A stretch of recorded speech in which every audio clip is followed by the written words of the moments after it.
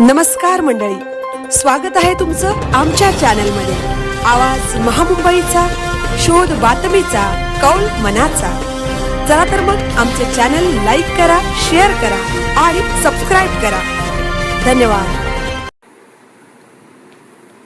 चंद्र सूर्य असेपर्यंत छत्रपती शिवरायांचा सन्मान कायम राहील। उपमुख्यमंत्री एकनाथ शिंदे।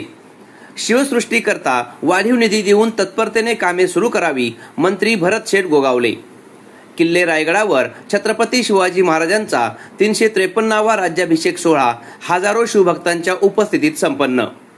या पृथ्वीतलावर चंद्र व सूर्य असेपर्यंत छत्रपती शिवाजी महाराजांची कीर्ती व त्यांचा सन्मान कायम राहील, असे उद्गार महाराष्ट्राचे उपमुख्यमंत्री एकनाथ शिंदे यांनी 353व्या श्री शिवराज्याभिषेक सोहळ्यानिमित्त आयोजित केलेल्या कार्यक्रमाप्रसंगी बोलताना व्यक्त केले।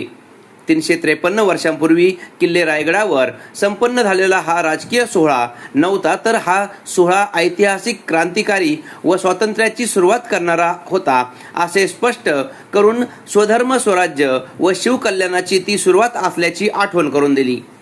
353 वर्षांपूर्वी झालेला डोळे दिपवणारा होता, असे स्पष्ट करून किल्ले रायगड हा सर्वांचा स्वाभिमानाचा कणा असल्याचे त्यांनी नमूद केले। 30 वर्षांपूर्वी सुरू झालेला हा राज्याभिषेक उत्सव आता महोत्सव झाला असून छत्रपती शिवरायांनी हिंदवी स्वराज्य स्थापन करून मराठी राज्य निर्माण केल्याचे नमूद केले।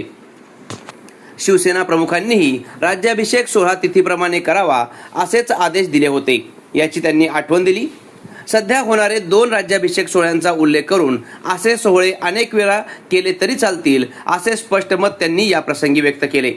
राज्याभिषेक सोहळ्याचे स्वागत अध्यक्ष व मंत्री भरत शेठ गोगावले यांनी आपल्या मनोगतामध्ये किल्ले रायगडावर 30 वर्षांपूर्वी केलेल्या सोहळ्याचा आवर्जून उल्लेख करून छत्रपतींचा जन्म झाला नसता तर आपली आजची स्थिती काय असती, अशी विचारणा करून देशातील विविध देवस्थानाला वारीसाठी जाणाऱ्या वारकऱ्यांना अन्य वाऱ्यांप्रमाणेच वर्षातून एकदा रायगडाची वारी चुकवू नका, असे आवाहन केले।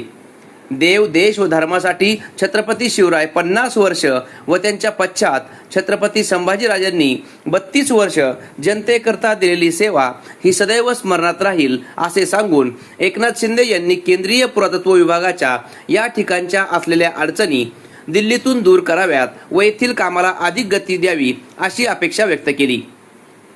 353व्या सोहळ्यासाठी उपमुख्यमंत्री एकनाथ शिंदे यांच्यासह राज्याचे गृहराज्यमंत्री योगेश कदम, मंत्री भरत शेठ गोगावले, गोवा शासनाचे मंत्री सुभाष देसाई, पिंपरी चिंचवडचे महापौर रविभाऊ लांडगे, अक्कलकोटचे राजे यांसह माजी आमदार रुपेश म्हात्रे, जिल्हाधिकारी किशन जावळे, जिल्हा पोलीस अधीक्षक आंचल दलाल, जिल्हा परिषदेच्या मुख्याधिकारी श्रीमती भोसले यांसह अनेक मान्यवरांचा या ठिकाणी शाल व स्मृतिचिन्ह देऊन संयोजन समितीच्या वतीने मंत्री भरत शेठ गोगावले व जिल्हा परिषद सदस्य युवा नेते विकास शेठ गोगावले यांच्या हस्ते सन्मान करण्यात आला।